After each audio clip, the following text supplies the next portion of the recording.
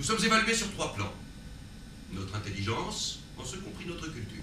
Notre caractère, en ce compris notre honnêteté. Et notre santé, en ce compris notre beauté. Votre beauté? Oui, les laits ne sont pas admis. Mais c'est d'une injustice flagrante. Oh, pas plus que le reste. Être jugé sur son intelligence est aussi injuste que d'être jugé sur sa beauté. Mais pourquoi faut-il être beau pour faire partie de l'élite? Ne jouez pas les scandalisés. Notre époque s'est contentée de rendre officiel ce qui ne l'était pas. Allez-vous autoriser le crime, sous prétexte qu'il se pratique depuis toujours? Inutile de vous poser en moraliste. L'élite, composée de 80% de lait, a rajouté ce critère voilà 10 ans. Eh oui, ce sont les laits qui ont pris cette décision. Oui, mais ils ne l'auraient sans doute pas prise si les effets avaient été rétroactifs. Vous avez tout compris. Quelle chance pour vous, mon cher Celsius, d'avoir passé les tests il y a plus de 10 ans. Lors de ma dernière promotion, il y a 8 ans, je les ai repassés. Et j'ai été reçu premier en beauté. Ah? Eh bien, il semblerait que les critères de beauté aient changé. J'ai 136% de coefficient esthétique. Coefficient esthétique, ils ont osé? Pour un critère officiel, il fallait bien des bases objectives. Objectives? À l'épreuve d'intelligence, l'examinateur. Non, Celsius! Je ne veux pas le savoir. Je suis allergique au premier de la classe.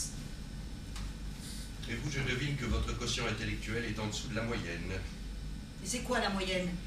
Les fonctionnaires? Non. L'administration est informatisée. Ce sont les 80-100. C'est-à-dire ceux dont le quotient intellectuel est compris entre 80 et 100.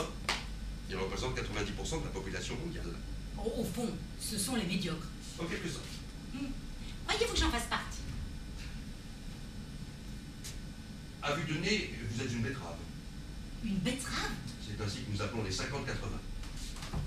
Eh bien, je préfère être une betterave plutôt qu'un poireau. En dessous de 50, on ne peut plus vraiment parler d'êtres humains.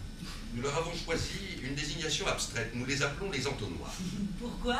Parce qu'ils s'en servent comme chapeau? Je sais que cette histoire.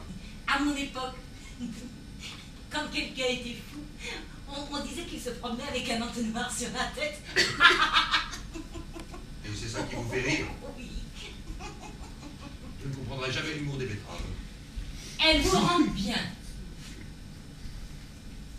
Continuez. Eh bien, ensuite, il y a les caducs. Les 100-120. Pas assez intelligents pour faire partie de l'élite, mais trop pour être médiocres. Ils représentent notre principal problème. Nous ne savons pas très bien où les mettre, d'autant qu'ils n'ont pas le don d'obéissance. Alors nous essayons de les orienter vers une carrière artistique. Mais l'art n'a rien à voir avec le quotient intellectuel. Opinion de betterave.